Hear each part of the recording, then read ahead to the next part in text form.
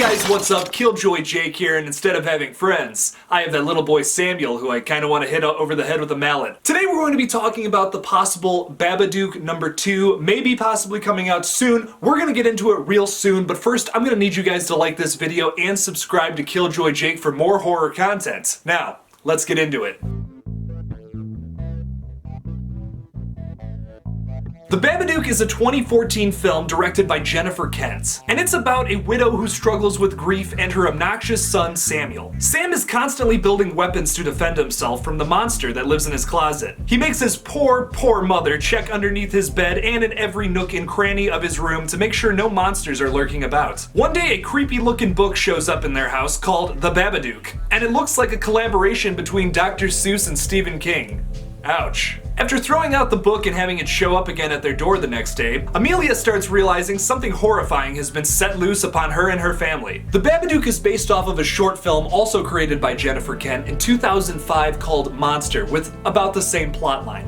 You can look it up on YouTube and it's really freaky. I highly recommend you go check it out. The film currently holds a 98% on Rotten Tomatoes and is nothing but well deserved. It's probably one of my favorite films of the past decade and is a horror masterpiece nonetheless. Jennifer Kent has gone on to only direct 2 films, with The Babadook being included. The other one was The Nightingale, which was, just okay. Fight me, internet. Now, in my opinion, which you may disagree, and that's perfectly fine, that's why we all love horror movies, because we're gonna agree and disagree about some things, right? I think the film is a metaphor for grief. The Babadook itself represents Amelia's grief, and she just can't accept it throughout the whole film. And then finally at the end, spoiler alert, she just accepts it and it lives in her basement. And it's comfortably living with them. They've adjusted their life to move on with this grief. It's metaphorical, and I think that's pretty awesome. But how the hell are we gonna make a sequel to this? Now, there are a couple routes you could go with this. Don't forget, Netflix accidentally sorted this film into the LGBTQ+ section, making the Babadook a gay icon. So hey, maybe we can have a Rocky Horror Picture Show version of the Babadook as the sequel. I don't know. But I'm kind of basing my idea for a sequel off of a theory of mine. And this is just a theory.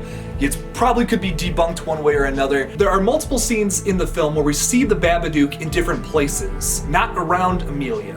So we actually see the Babadook's coat just hanging out in the police station. That's one scene. But the big scene that I think is arguable for my theory is we actually see a Babadook standing behind Mrs. Roach at one point through a window in Amelia's house in a jump scare. Now, I don't think that there's just one Babadook. I think that anybody who's experiencing like grief, depression, maybe a mental disorder, something, has a Babadook in this universe, and they're all dealing with it differently. My thinking was that we start with a fresh family. Maybe they have I want to see something different, not just a mom and a son. Maybe like a full family, and let's say they have a teen daughter, and she's just been in a bad car accident with a bunch of her friends. Maybe she was the only one to survive. This is getting really dark real fast, but it has to, unfortunately. She feels guilty for being in the car accident, being the only one to survive. Maybe it wasn't even her fault, but she still feels guilty about it. So here we go. That's a different expression of emotion. It's not grief this time around, but maybe guilt. We could do it a little differently this time. And we get a Babadook following her around, maybe starts coming into the house, starts freaking out the rest of the family. And then finally, maybe towards the end of the film, maybe she doesn't accept it. Maybe she just keeps fighting this thing. I'd like to see the alternative, because the Babadook kinda has a happy ending. Yeah, spoiler alert, you know, if you clicked on this video, you've seen the first movie. I mean, come on, people. Don't be clicking on this video if you don't know the dang movie. I think it would be cool to see a not so happy ending. What would happen if you just don't accept that the Babadook never leaves? Does he kill you? Does he come after you and just like take you down? I don't know. I'm actually curious. I'd like to see what Jennifer Kent would like to do with that. But here's the bad news. Unfortunately, all of this may not be possible because unlike most first-time directors, Kent still owns the copyrights to the Babadook and doesn't intend on making a sequel. She said in a 2015 interview, "The good news is I had the foresight to make sure that my producer and I owned the rights to any sequels. The reason for that is I will never allow any sequel to be made because it's not that kind of film. I don't care how much I'm offered, it's just not going to happen." Listen, I understand not wanting to ruin your masterpiece by creating a sequel to it, but is that really so bad? There is different avenues we could take to see the Babadook again in a film, and I think it would be pretty cool. I'm not really 100% sure why Kent doesn't want to make another film. I mean, yes, it is very easy to ruin an original film with a bad sequel, but at the same time, as long as you don't hand the torch to somebody else and you do it yourself, then it's gonna come out good. It's gonna come out the way you want it to. There are two things that I think ruin movies with a franchise. One being what I just said, if you hand the torch to somebody else and then they just kind of have a different idea with it and go in a totally different direction that kind of sucks and nobody likes. That's one way.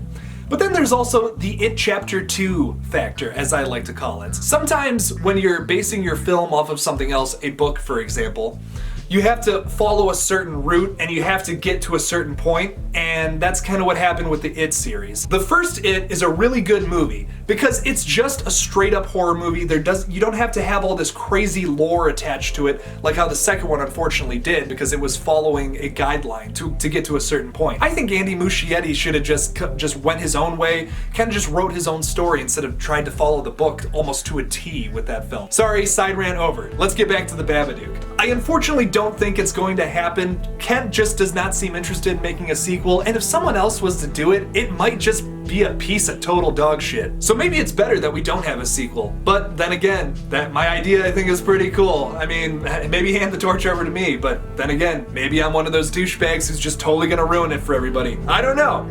I think a sequel would be pretty badass, but doesn't look like we're getting it, unfortunately. Thank you so much for watching my video on the Babadook, possible Babadook 2. Don't forget to like this video and subscribe to Killjoy Jake, and follow me on Twitter at KilljoyJake1. And as always, don't forget to kill it out there, y'all.